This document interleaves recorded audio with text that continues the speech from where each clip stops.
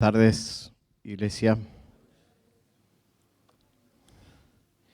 Bueno, les invito a abrir sus Biblias en Efesios capítulo 5. Vamos a continuar con la serie del Espíritu Santo.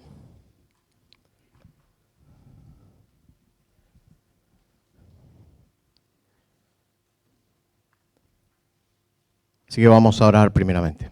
Padre amado, te damos gracias, Señor. Gracias por aquellos hermanos que se han sumado a la membresía el día de hoy. Señor, te pedimos que les bendigas, que nos bendigas como iglesia local.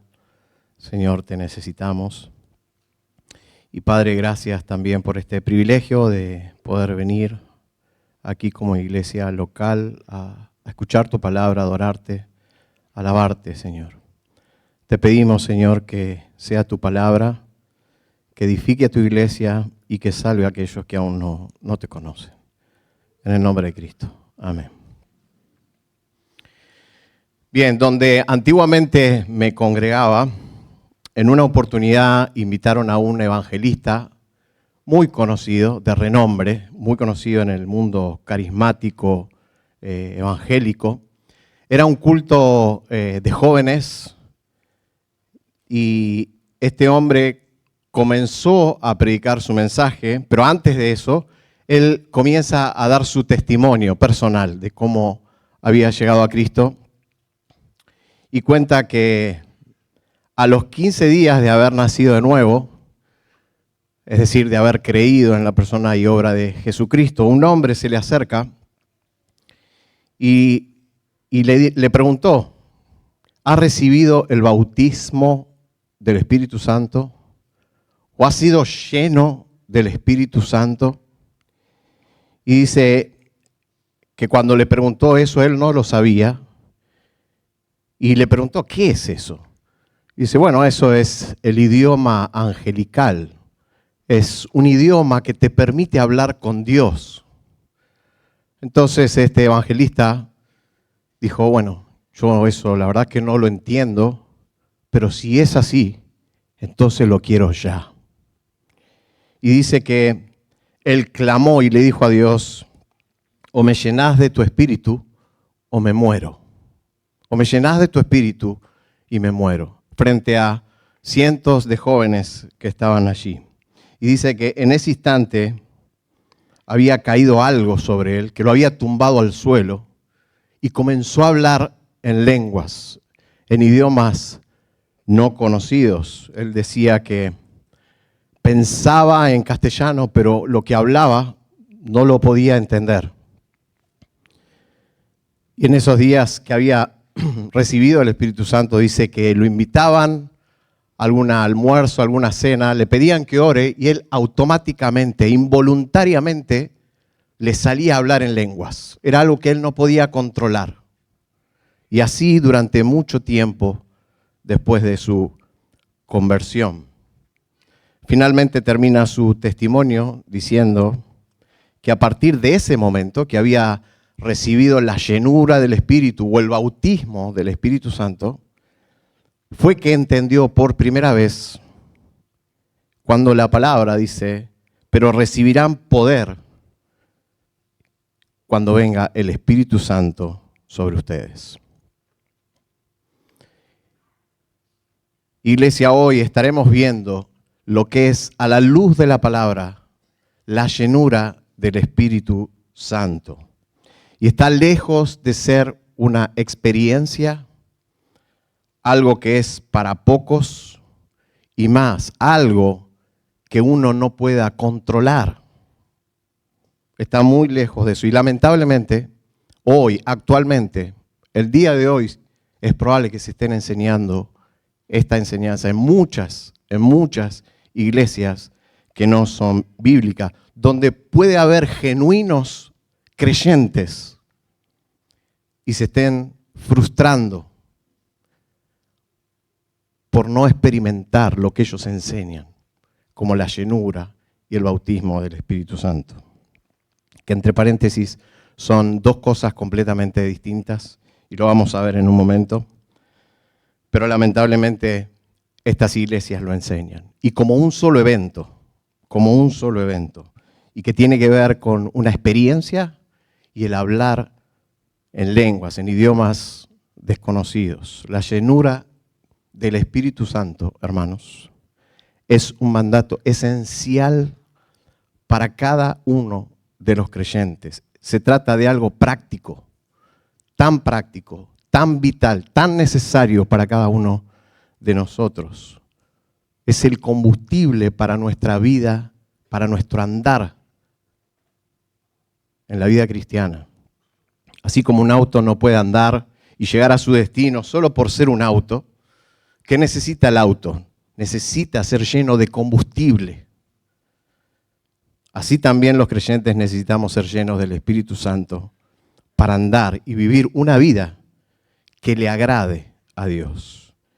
Y miren, hermanos, ningún creyente, ni el más piadoso hombre o mujer, puede vivir una vida conforme a la voluntad de Dios si desestima el mandato de Efesios 18 que hoy vamos a ver, que es la de llenarse de su espíritu, porque ese es el poder que necesitamos, ese es el verdadero poder, ese es el combustible que nos va a llevar y nos va a empoderar para hacer la voluntad de Dios, lo que a Él le agrada. De lo contrario, hermanos, será imposible. De lo contrario, tu vida y mi vida no tendrá ninguna diferencia con la de un no regenerado. Ninguna diferencia. Ahora, ese poder no consiste en una experiencia, como dijimos. No consiste en hablar en idiomas desconocidos. Ese poder es lo que Pablo dice en Filipenses capítulo 2, versículo 13. Es el poder que obra en nuestro interior por medio de su Espíritu, dándonos ¿qué? El deseo y la fuerza, capacitándonos para llevar a cabo lo que a Él le agrada. Filipenses capítulo 2, versículo 13. Dios ya nos ha concedido todo lo que necesitamos. El día que hemos creído en la persona y obra de Jesucristo, Dios nos concedió todo. No necesitamos una experiencia adicional. Pero también le plació darnos indicaciones, darnos mandatos que no son opcionales y que, como veremos hoy, es la llenura de su Espíritu, que es el combustible que necesitamos, y justamente ese es el título de este sermón, el combustible para la vida cristiana. Y haciendo un repaso rápido de lo que llevamos visto hasta ahora en la serie del Espíritu Santo, lo primero que vimos fue que el Espíritu Santo es una persona divina, pero es una persona, y como persona tiene atributos que lo califican como una persona, es la tercera persona de la Trinidad. Es el Espíritu quien da vida a los muertos espiritualmente. Es Él quien nos dio vida, nos hizo nacer de nuevo. Eso es la regeneración, lo que hemos visto la vez pasada. Es el Espíritu quien viene a morar en ese momento, una vez que nos dio vida, a morar para siempre, como dice la Escritura. Vine a morar para siempre en cada uno de nosotros. Y ahora Él ilumina nuestro entendimiento, abre nuestro corazón, como hizo con Lidia, y usa su palabra, la palabra que Él mismo inspiró para darnos arrepentimiento y fe, para creer en la persona y en la obra de Cristo. Y en ese momento, dice Efesios 1, luego de haber creído el mensaje del Evangelio, el Espíritu Santo lo que hace es sellarnos a cada uno de los creyentes, nos sella como propiedad privada de Dios. Cada uno de ustedes tiene el sello del Espíritu de Dios. Ya no se pertenecen, fuimos comprados por precio, el precio de la sangre de Cristo.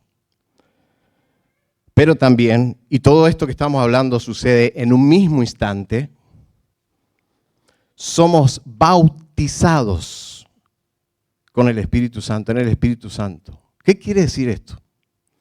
Ser bautizados en el Espíritu Santo es ser incorporados al cuerpo de Cristo. Cuando el Señor nos salva, somos incorporados a la iglesia universal, donde Cristo es la cabeza. 1 Corintios 12:13 dice, pues por un mismo espíritu todos fuimos bautizados en un cuerpo.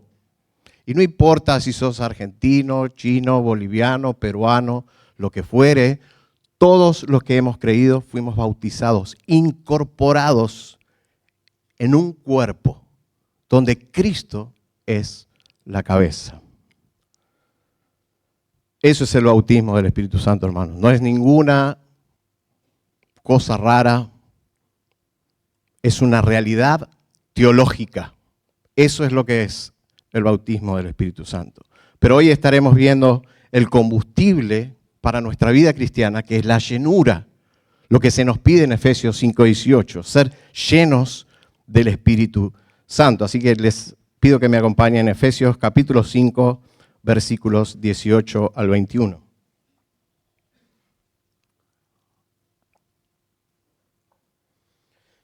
Y no se embriaguen con vino, en lo cual hay disolución, sino sean llenos del Espíritu Santo. Versículo 19. Hablen entre ustedes con salmos, himnos y cantos espirituales, cantando y alabando en su corazón al Señor. Den siempre gracias por todo en el nombre de nuestro Señor Jesucristo, a Dios el Padre. Y versículo 21. Sométanse unos a otros en el temor de Cristo. Bien, vamos a dividir este pasaje en 3 puntos. En primer lugar, una exhortación, después veremos un mandato y después veremos las consecuencias de obedecer ese mandato. Así que comencemos por la exhortación. Bien, la exhortación en realidad comienza a partir del capítulo anterior, del versículo que leyó hace un ratito nuestro hermano Juan Pablo, de Efesios 4:17, que es donde le dice a los miembros de la iglesia de Éfeso que habían nacido de nuevo, que ya no vivan como antes. Dice Efesios 4:17, ya no anden así como andan también los gentiles en la vanidad de su mente. Y Pablo les exhorta, les empieza a decir que se despojen de ese viejo hombre, que se vistan del nuevo hombre, que sean renovados en el espíritu de su mente, que ya no hablen con falsedad, que se enojen pero que no pequen. Empieza el capítulo 5, el capítulo donde estamos ahora, y comienza diciéndoles a estos miembros, sean imitadores de Dios, sean imitadores de Dios, y como hijos examinen lo que a Él, a su Padre les agrada, le agrada, y ya no anden como insensatos. Y finalmente llegamos al versículo 18 y Pablo les dice, y no se embriaguen con vino, en lo cual hay disolución. Ahora bien, ¿por qué Pablo mete el vino en este texto? Bueno, justamente por lo que está diciendo, alguien controlado por el vino va a llevar una conducta, una vida totalmente contraria a lo que Pablo les está pidiendo que lleven. Una vida desenfrenada, una palabra, la palabra que usa acá el texto es disolución y significa alguien sin control, alguien sin juicio, imprudente. ¿Y cuál era la manera de vivir de los paganos?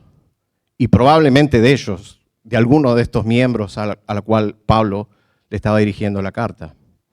Bueno, ofreciendo cultos a dioses paganos. Entre ellos estaba Dionisio, que es el dios del vino, y como otros tantos dioses, y cómo ellos adoraban a esos dioses. Bueno, embriagándose, y ellos tenían la supuesta creencia de que si se embriagaban, podían tener más comunión con esos dioses. Y saben una cosa, ellos sí de verdad se embriagaban. Pero se embriagaban y se embriagaban mal. arqueólogos han descubierto en ese lugar fosas donde ellos las usaban para inducirse el vómito, para poder seguir bebiendo. Y de esa manera ellos podían tener una comunión más elevada con los dioses. Cuanto más embriagados estén, más comunión, más poderosa era esa comunión con los dioses. Todo exceso de vino o de cualquier otra cosa, de cualquier bebida alcohólica, lleva a un hombre a una condición descontrolada. Justamente lo que Pablo les está diciendo, ya no más, ya no más.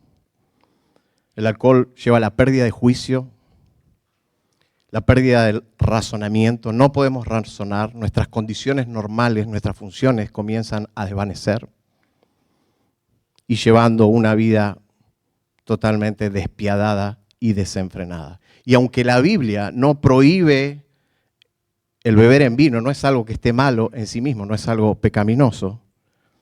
De hecho, nuestro Señor Jesús, en Juan capítulo 2, Él convierte el agua en vino y se la ofrece como un banquete a los invitados de la fiesta. Pero lo que sí está tajantemente prohibido es el exceso de la bebida. El exceso que lleva a una persona a embriagarse, a estar fuera de control. Y generalmente eso siempre va aparejado, no solo con una vida desenfrenada, sino con la inmoralidad sexual.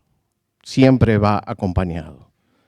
Noé, después del diluvio, él plantó una viña, hizo vino y ¿qué pasó? Se embriagó y fue descubierto por su hijo Cam en un estado vergonzoso, desnudo. Génesis 9. Lot, después de la destrucción de Sodoma y Gomorra, las hijas de Lot lo emborracharon para tener relaciones con su padre, para que su linaje continúe. Y la Biblia es clara respecto del exceso del alcohol en este caso. Primera de Corintios capítulo 6 se nos dice, entre todos varios pecados que se nombra la borrachera. Los borrachos no heredarán el reino de Dios. Ahora, lo que no sabemos bien de manera concreta, fehacientemente, es que si algunos de estos miembros de la iglesia de Éfeso seguían viviendo de esta manera, lo cual es probable porque Pablo les está exhortando a abandonarla, o simplemente lo utilizaba para elaborar el contraste de lo que ahora Pablo les quiere decir. Las demandas, iglesia, todas las demandas que la Biblia nos presenta para nuestra vida, hermanos, no tiene que ser un peso. No tiene que ser un peso. Si le prestamos atención ahora a este mandato de Efesios 5, 18 que Pablo nos va a decir. Y ese es el segundo punto, el mandato. Versículo 18. Dijimos, y no se embriaguen con vino en lo cual hay disolución. Y ahora sigue diciendo el versículo 18, sino sean llenos del Espíritu. En primer lugar, esto es un imperativo, no es un consejo que Pablo les está dando, es un imperativo, es una orden, es una demanda que ellos debían cumplir. No es un consejo, no es opcional. Ellos debían ser llenos del Espíritu Santo. En segundo lugar, es un verbo pasivo. ¿Esto qué quiere decir? Que nosotros no nos llenamos a nosotros mismos, que la acción la lleva el Espíritu Santo, la lleva a cabo el Espíritu Santo y es Él quien nos llena a nosotros. Y en tercer lugar, este verbo en el original no dice sean o sed llenos, depende de tu versión de la Biblia, sino es que dice siendo llenos, siendo llenos. Es un gerundio, lo que implica que debe ser una acción continua, constante, permanente, momento tras momento. No es algo que sucedió una vez y listo, ya está. Ya soy lleno, recibí algo por medio de una experiencia, ya está. No, es algo que nosotros constantemente debemos buscar, la llenura del Espíritu Santo. Momento tras momento. Una ilustración que pueda ayudarnos a entender el concepto de la llenura es la de un velero. ¿Qué es lo que mueve al velero? El viento. El viento. El viento empuja las velas. Es impulsado por el viento. Y hermanos, si entendemos esto es precioso. Y ruego al Señor que ustedes puedan entender lo que es la llenura del Espíritu. Porque eso quizá le va a sacar un peso. Y el Señor vino a darnos vida y vida en abundancia. Y esos mandatos no tienen que ser pesados para nosotros. Son pesados cuando nosotros tomamos el control, pero no cuando somos impulsados y guiados por el Espíritu de Dios con sus fuerzas. El viento, entonces, siguiendo con el ejemplo, impulsa al velero. No es con nuestras fuerzas, es con su espíritu. Es por medio de su espíritu. Quizá alguno de ustedes alguna vez hizo un barquito, ¿no? Y lo ponía ahí en el cordón, por ahí la lluvia, se lo llevaba y yo lo hice. Y lo seguía, ¿no? Por la vereda. Pero ¿qué estaba impulsando ese barquito de papel que se movía? La corriente. La corriente impulsaba ese barquito. Lo mismo que el velero. Es el viento que impulsa al velero cuando se alzan las velas. La idea de ser llenos, hermanos, es que el Espíritu domine todo nuestro ser, que Él nos guíe, que domine nuestras emociones, nuestros pensamientos. El mundo de hoy es controlado por las emociones, por las circunstancias. Si murió mi primo, con el que jugué toda la vida, estoy aplastado, depresivo, triste. Pero si al otro día me dicen que mi primo me dejó una herencia multimillonaria, y bueno, ya estoy medio triste, medio contento. Mis emociones van variando según la circunstancia. ¿Qué me está dominando a mí? No es el espíritu. Lo que me domina son las circunstancias en las que yo voy viviendo, lo que va pasando alrededor mío. Así vive el mundo, con una esperanza puesta en lo que se ve, puesta en lo que se ve. Y hermanos, puede haber cosas que nos den temor, que necesitemos estar seguros, pero ¿saben qué? Nada de eso, nada de cosas como el temor y el miedo, que genuinamente podemos tenerlo, nos puede controlar. Nada de eso puede controlar un creyente. Se nos pide que seamos controlados por el Espíritu Santo. Y nosotros sabemos muy bien cuando esas cosas nos controlan. Nosotros sabemos muy bien cuando lo que nos controla, lo que nos está controlando no es justamente el Espíritu de Dios. Cuando no tenemos paciencia, cuando contestamos mal, cuando pagamos mal por mal, cuando no perdonamos.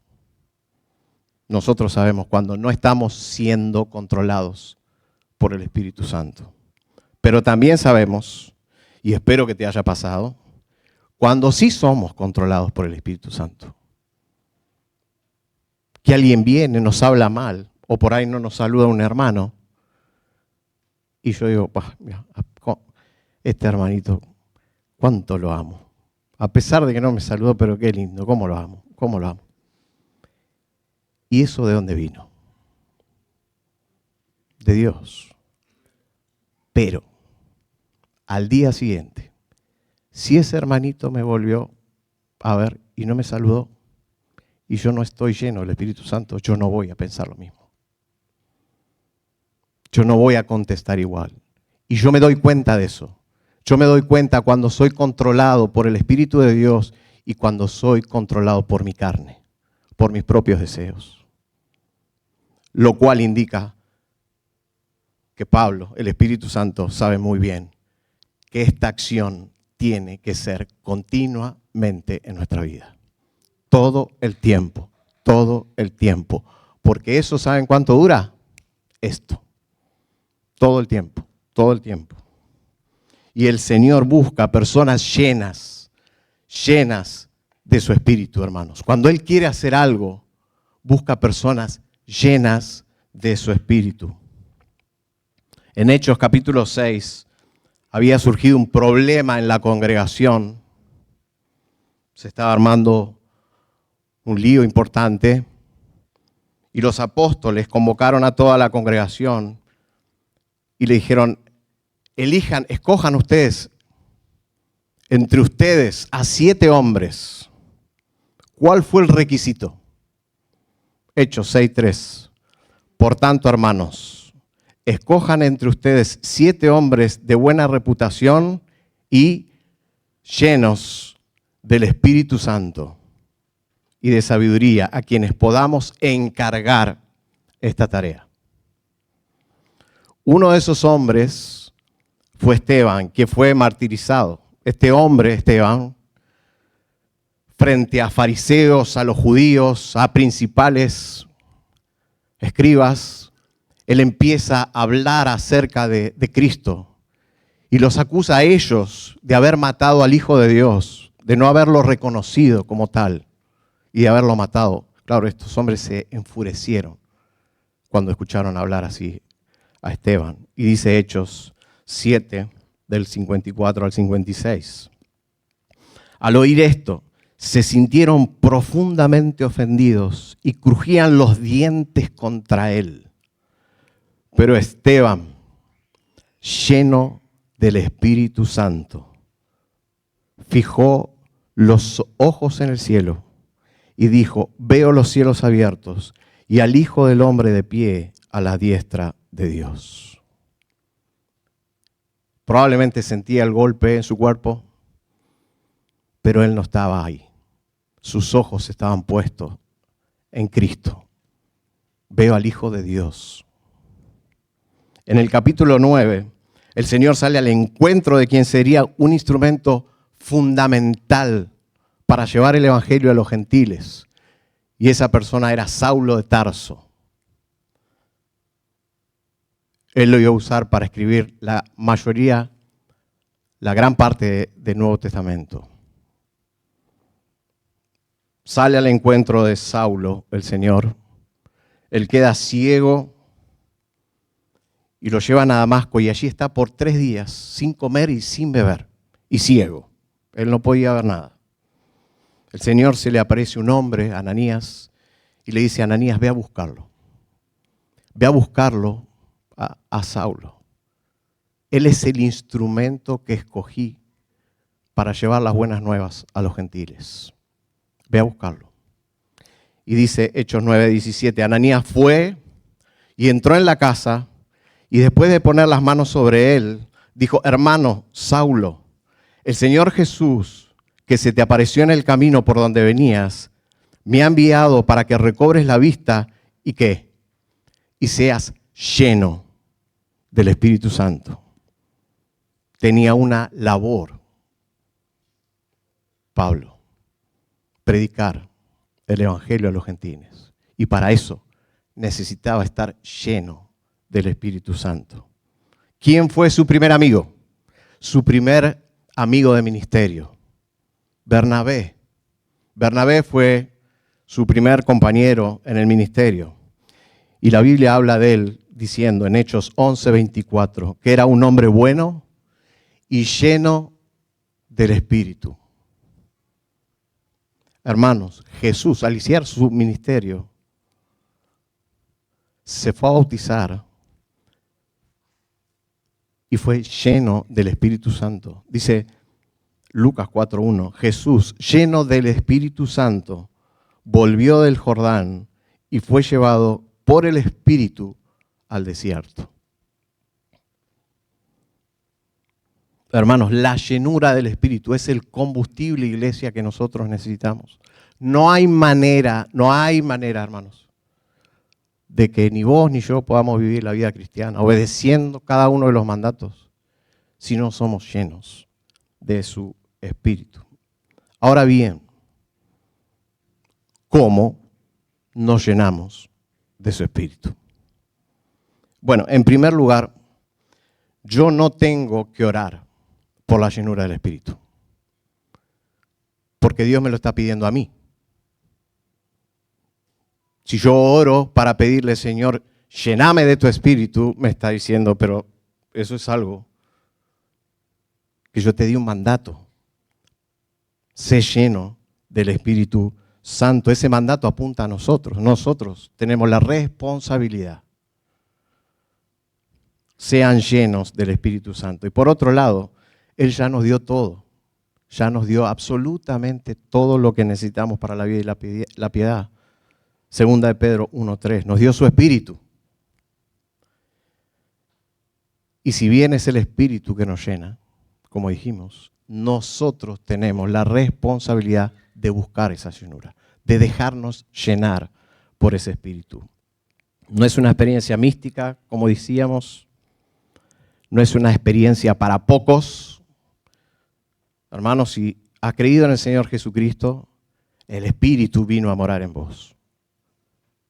Y vos estás capacitado para ser lleno de ese Espíritu que mora en vos. De lo contrario, si no tenés el Espíritu, la Biblia es clara.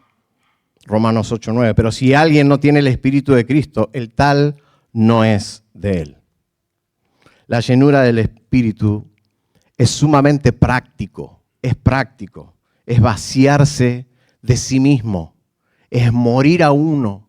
Es morir completamente a uno. Tu intelecto, tu conocimiento, tu justicia, morir.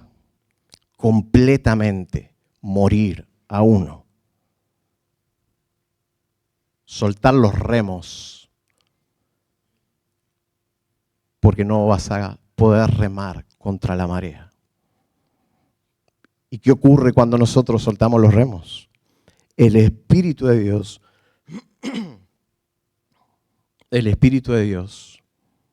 embolsa nuestras velas con su viento. Y empieza a empujarnos, empieza a guiarnos. Y somos llevados, guiados con la fuerza del viento, con la fuerza del Espíritu. ¿Y dónde nos lleva esa fuerza? ¿Cuál es la dirección que Él apunta? La voluntad de Dios. La voluntad de Dios siempre nos va a llevar a hacer la voluntad de Dios, en tanto y en cuanto cedamos el control al Espíritu. El Espíritu nos llena, hermanos. Y ahora sí estamos capacitados para obedecer cada uno de los mandatos. Eso es lo que habla Filipenses 2, del 12 al 13. Ocúpense de su salvación. Ocúpense de su salvación con temor y temblor, porque Dios es quien obra en ustedes. No es por su fuerza, Dios obra en ustedes. Tanto el querer como el hacer. Él da el deseo de hacer cosas que si no estuviéramos llenos del Espíritu Santo no las desearíamos. Y ahora que las deseamos porque estamos llenos del Espíritu Santo, es el que se encarga también de darnos la fuerza para poder hacerlo. Ocúpense de su salvación, sean llenos del Espíritu Santo, sean llenos. Así que sí hay una oración que podemos hacer y es: Señor, ayúdame a morir a mí. Ayúdame a morir a mí y a ceder el control a tu buen espíritu. Esa sí es una oración legítima. Hay un hombre que desde que supe de él fue mi héroe, por así decirlo, que siempre lo admiré, leí su biografía, veía los documentales y siempre fue un ejemplo a imitar para mí. Un hombre que fue tremendamente usado por el Señor. Y esa persona es George Mueller. Y yo realmente admiro la relación que él tenía con Dios. Una relación tan cercana, tan práctica, tan sencilla. Sus oraciones eran tan básicas, cortas, pero tan concisas. Y Dios se manifestaba en él de una manera increíble. Ahora, él no era especial. Él era un pecador como vos y como yo. No había nada especial en él. Pero él había entendido muy bien Efesios 5:18. Había entendido que necesitaba ser lleno del Espíritu Santo. Y para ser lleno del Espíritu Santo, él debía morir. Él debía morir a él mismo. Y escribió lo siguiente. Hubo un día en el que morí.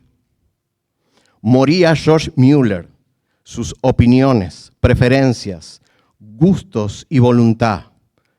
Morí para el mundo, para su aprobación o para su censura. Morí.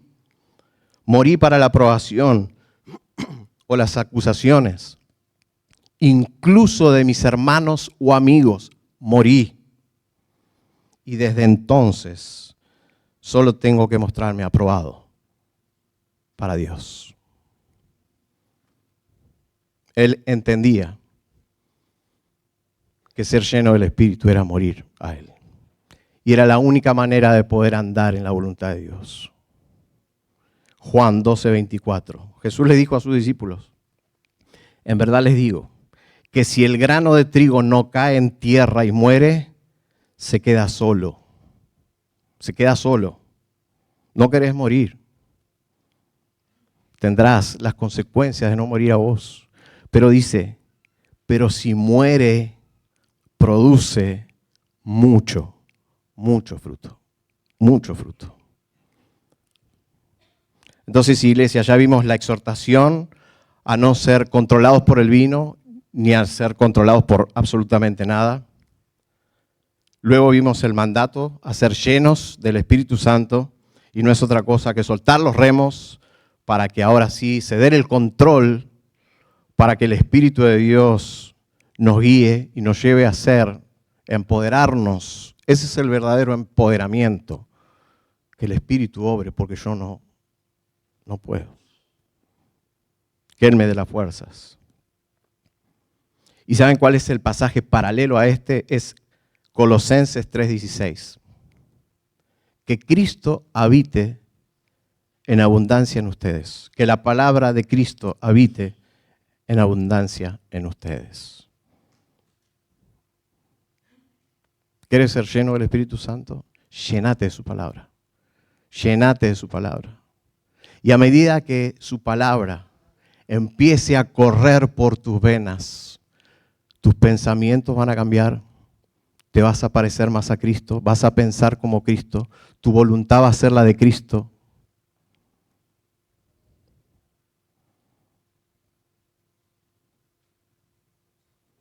Y pasamos a nuestro tercer y último punto, las consecuencias de obedecer este mandamiento. Luego de decir que debemos ser llenos del Espíritu, Pablo nos muestra en el texto cuál sería el resultado, cuáles serían las consecuencias que esto debería producir en nosotros. Y dice lo siguiente, versículo 19. Hablen entre ustedes con salmos, himnos, cantos espirituales, cantando y alabando con su corazón al Señor. Den siempre gracias por todo en el nombre de nuestro Señor Jesucristo, a Dios el Padre. Y versículo 21, sométanse unos a otros en el temor de Cristo. Y si se fijan, son las mismas consecuencias del pasaje paralelo. Lo mismo que produce ser lleno de la palabra de Dios, de Cristo, cuando abunda en nosotros, fíjense, Colosenses 3, 16, 17, van a ver que son las mismas consecuencias, los mismos frutos. Y dice así que la palabra, Colosenses 3, 16, 17, que la palabra de Cristo habite en abundancia en ustedes, con toda sabiduría, enseñándose y amonestándose unos a otros, con salmos, himnos, canciones espirituales, cantando a Dios, con acción de gracia en su corazón. En todo esto hagan, de hecho, háganlo en el nombre de Jesús, dando gracias por medio de Él a Dios el Padre. Lo mismo, exactamente lo mismo. ¿Qué quiere decir?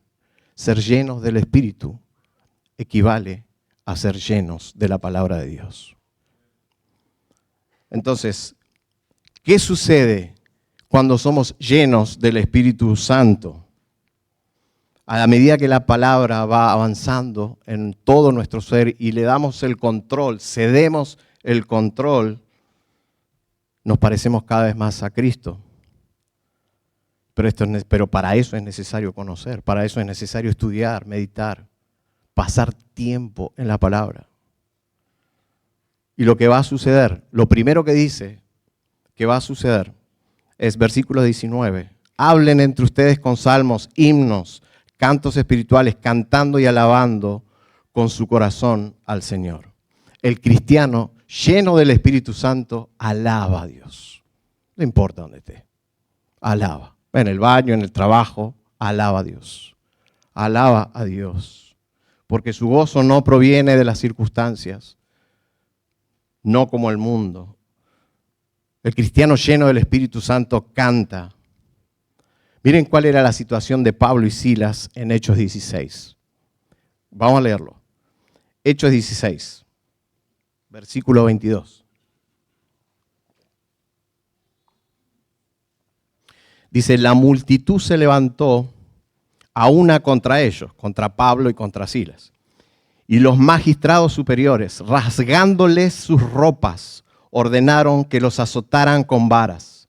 Después de darle muchos azotes, los echaron en la cárcel, ordenando al carcelero que los guardara con seguridad, el cual, habiendo recibido esa orden, los echó en el calabozo interior y les aseguró los pies en el cepo. Esa era la situación que estaba viviendo. Habían recibido golpes, azotes, ahora estaban siendo encarcelados. Esa era la circunstancia. ¿Qué hicieron? Versículo 25. Como a medianoche, Pablo y Silas oraban y cantaban himnos. Cantaban himnos. Y dice, y los presos los escuchaban. De repente se produjo un gran terremoto, de tal manera que los cimientos de la cárcel fueron sacudidos. Al instante se abrieron todas las puertas y las cadenas de todos se soltaron. ¿Se dan cuenta? ¿Qué los dominaba a ellos? ¿La circunstancia? No. Ellos estaban llenos del Espíritu Santo y no importa la situación en la que estaban. ¿Ellos qué hicieron? Adoraron, cantaron, alabaron a Dios. Estaban llenos del Espíritu Santo. Y hermanos, es por eso que en un culto la alabanza no puede sustituir la predicación, ni la predicación puede sustituir la alabanza. Van juntas, van de la mano. La palabra provoca alabanza y la alabanza es provocado por la palabra. No puede separarse, no puede separarse. Ahora bien, ¿qué otra cosa dice el texto? La llenura del Espíritu Santo producirá gozo, alabanza, pero también dice que lo moverá al creyente lleno del Espíritu a la gratitud. Versículo 20. Den siempre gracias por todo, en el nombre de nuestro Señor Jesucristo, a Dios el Padre. A medida, como dijimos, que la palabra empieza a gobernar todo nuestro ser, el cristiano tiene una perspectiva correcta de las cosas. Empieza a tener una cosmovisión distinta al mundo. Empieza a reconocer que todo lo que tiene, todas las bendiciones de las cuales él disfruta, su trabajo, su familia, sus hijos, su esposa, su esposo, absolutamente todo, es por la gracia de Dios. Es por la gracia de Dios. No puede jactarse de absolutamente nada. Todo lo que tiene, lo mínimo, lo mucho, lo poco, todo sabe que él es indigno de recibir eso. Sabe que es por la pura gracia de Dios. ¿Qué pasa? Ese hombre está lleno del Espíritu. Porque lo que está pensando es lo que la palabra de Dios dice. 1 Corintios 4:7. Porque ¿quién te distingue? ¿Qué tienes que no recibiste? Y si lo recibiste, ¿por qué te jactas como si lo hubieras recibido? O sea, como si te lo merecieras.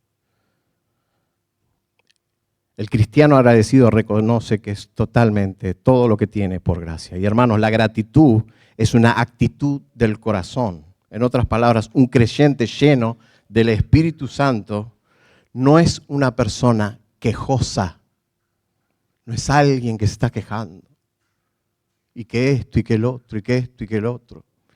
Y se está quejando permanentemente. Él siempre tiene motivo para dar gracias. Un creyente lleno del Espíritu Santo. Se le puede caer un ascensor, quebrar todo el pie y decir, gracias Señor porque no me mataste. Ve siempre, siempre la bondad de Dios. Siempre la bondad de Dios. No importa la circunstancia. Y aun cuando nos encontremos en medio de una situación aflictiva, los cristianos pueden y deben someterse humildemente a la soberana mano de Dios en medio de las aflicciones, reconociendo que si eso llegó a tu vida, como dice la palabra, es para bien. Para todos aquellos que le aman, es para bien. Y me tengo que someter a su voluntad. Es una actitud de corazón. Pablo estaba en prisión cuando escribe la carta a los filipenses. ¿Y cuál era la situación de Pablo? En una cárcel, prisión, frío, hambre. Filipenses 1, versículo 12. Él les escribe a los filipenses, le dice, quiero que sepan, hermanos, que las circunstancias en que me he visto han redundado en un mayor progreso del Evangelio. Versículo 14. La mayoría de los hermanos, confiando en el Señor por causa de mis prisiones, tienen mucho más valor para hablar la palabra de Dios sin temor. Él está muerto así. Él no le importa. Él tiene frío, hambre, está desnudo, como estaban en esas prisiones. Pero él dice, gloria a Dios, el Evangelio está avanzando. La gente acá está creyendo, puede hablar sin temor. Es una actitud, hermanos, del corazón, el agradecimiento también.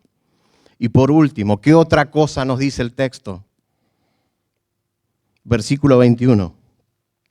Sométanse los unos a los otros en el temor de Cristo. Y esto no es otra cosa que la humildad. Esto no es otra cosa que la humildad. Un cristiano lleno del Espíritu Santo se caracteriza por su humildad. No va a imponer innecesariamente sus ideas o sus pensamientos si no se le requiere. No lo considera necesario. No lo considera necesario. Pablo expresa de manera clara, poniendo el ejemplo de Cristo en Filipenses 2, del 2 al 7. Y dice, hagan por completo mi gozo, siendo del mismo sentir, conservando el mismo amor, unidos en espíritu, dedicados a un mismo propósito. No hagan nada por egoísmo o por vanagloria, sino con una actitud humilde. Cada uno de ustedes considera al otro como más importantes que a sí mismo, no buscando cada uno sus propios intereses, sino más bien los intereses de los demás. Hermanos, esto necesitamos el Espíritu. Haya pues en ustedes esta actitud que hubo también en Cristo Jesús. Jesús, hermanos, la segunda persona de la Trinidad. Una felicidad absoluta con el Padre, con el Espíritu, una comunión perfecta. Y dice que se despojó de todos esos privilegios. Se despojó para venir a servirnos a nosotros y tomar Él forma de hombre. Se despojó. Era Dios, el creador del cielo y la tierra. Los creyentes llenos del Espíritu Santo se someten unos a otros. No compiten entre sí, se animan unos a otros. Y Pablo en este versículo 21 nos prepara para darnos la llave, por así decirlo, de lo que se va a decir más adelante. Es imposible agradar a Dios en todas las áreas de nuestra vida si no estamos llenos del Espíritu Santo. Fíjense, en el versículo 22, el que le sigue, dice, las esposas llenas del Espíritu Santo se van a someter a sus maridos. ¿Por qué se van a someter las esposas a sus maridos? Porque están llenas del Espíritu Santo. En el versículo 25 dice, los maridos llenos del Espíritu Santo van a amar a sus esposas. ¿Por qué esos maridos van a amar a sus esposas? Porque están llenos del Espíritu Santo. En el capítulo 6, versículo 1, dice que los hijos llenos del Espíritu Santo van a obedecer a sus padres. ¿Por qué van a obedecer a sus padres? Porque están llenos del Espíritu Santo. En el capítulo 6, versículo 4, dice que los padres llenos del Espíritu Santo no van a provocar a ira a sus hijos. ¿Por qué los padres no van a provocar a ira a sus hijos? Porque están llenos del Espíritu Santo. En el versículo 5 del capítulo 6, dice que los siervos, los empleados, llenos del Espíritu Santo, van a ser obedientes a sus amos, a sus jefes. ¿Por qué van a ser obedientes a sus jefes? Porque están llenos del Espíritu Santo. Y en el versículo 9 dice que los jefes, los amos, llenos del Espíritu Santo, van a tratar bien a sus siervos, a sus empleados. ¿Por qué lo van a hacer? Porque están llenos del Espíritu Santo. Hermanos, si no somos llenos, empoderados del Espíritu, no solo Efesios, ni el capítulo 4, ni el 5, ni el 6, hermanos, ningún mandato, ningún imperativo de la palabra vamos a poder cumplir. Es imposible, es imposible. Pero iglesia, el Señor no nos dejó huérfanos para que nosotros tengamos que hacer las cosas en nuestras propias fuerzas, en nuestra carne. Él nos dio su Espíritu. Y eso es lo que distingue a un creyente de un no creyente. Nosotros podemos, porque Él nos dio su Espíritu, para que seamos luz ahora, en un mundo donde se vanagloría, en un mundo donde hay divorcios, lleno de divorcios, en un mundo donde padre y madre no son respetados por sus hijos, donde esposos y esposas se pelean, donde los empleados no respetan a sus jefes, donde los jefes esclavizan a sus empleados. Y ahí estamos nosotros, para hacer luz.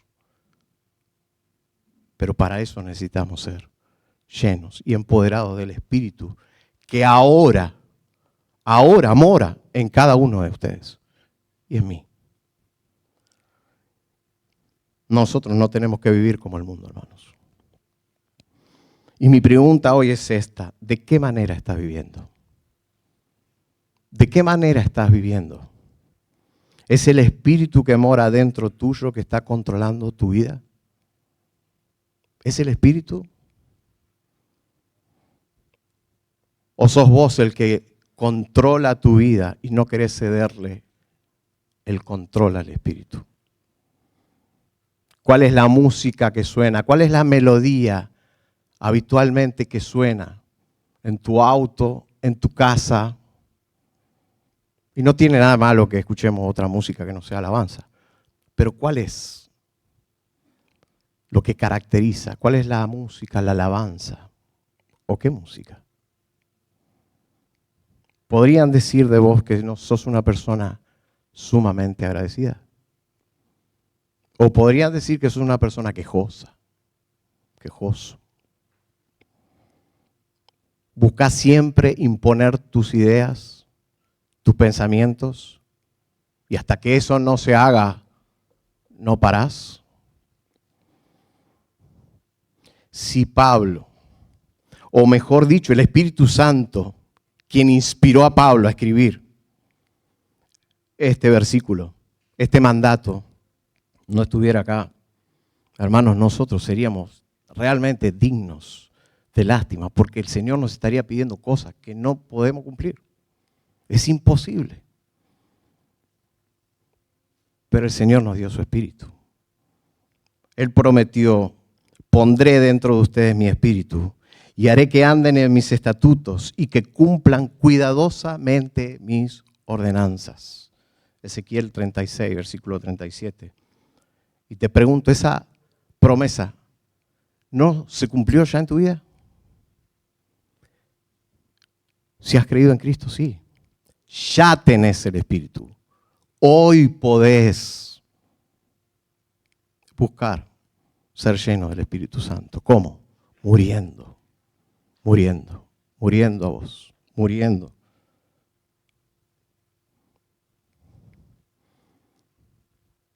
Mi hermano y mi hermana, Cristo ya hizo todo por nosotros. Ahora nosotros, junto con Pablo, podemos decir lo mismo que él le dijo a los Gálatas. Con Cristo he sido crucificado.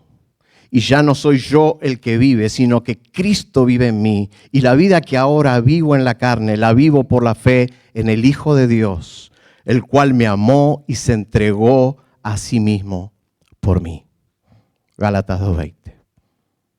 Eso es la llenura del Espíritu. Eso es lo que tenemos que clamar. Y amigo que estás acá, si has escuchado la palabra de Dios y el Espíritu de Dios te dio la convicción y te puso el peso que te está aplastando de tu pecado, quiero decirte que hay buenas noticias. El Señor mismo dijo, venid a mí, todos los que están cansados y cargados, yo los haré descansar. Ese ir a Él es morir, reconocer que verdaderamente has remado contra la corriente durante toda tu vida y siempre volvés al mismo lugar. Siempre estás en el mismo lugar. Y tu pecado te va a alcanzar. ¿Y sabes qué significa? Que tu pecado te va a alcanzar. Dios te va a condenar. Dios te va a condenar. El día que cierres tus ojos definitivamente te vas a encontrar con tu Creador y Él te va a condenar por haber vivido una vida a espaldas de Él. Arrepentite, poné tu fe en el Hijo de Dios, en Jesucristo, la segunda persona de la Trinidad. Él vino y vivió la vida que es imposible que vivas. Él la vivió y Él cargó en la cruz el peso de cada uno de tus pecados. Y la sangre derramada por el pago de esos pecados fue la de Él. Arrepentite, pone tu fe en Cristo y sé salvo. Vamos a orar. Padre amado, te damos gracias, Señor, por tu palabra. Señor, qué hermoso saber que no nos has dejado en nuestras propias fuerzas, Señor, para llevar adelante, para tener una vida que te agrade a ti, Señor. Padre, que sea una realidad esto, que tu iglesia, Señor, que tu espíritu haya abierto el entendimiento de tu iglesia para que hoy mismo, Señor, ellos clamen para morir a sí mismos y cedan el control a tu espíritu, Señor. Padre, y si hay alguien aquí que no te conoce aún, te pido, Señor, que tu espíritu dé convicción de pecado para que vayan a los pies de tu Hijo, Señor. Te lo pedimos en el nombre de Cristo. Amén.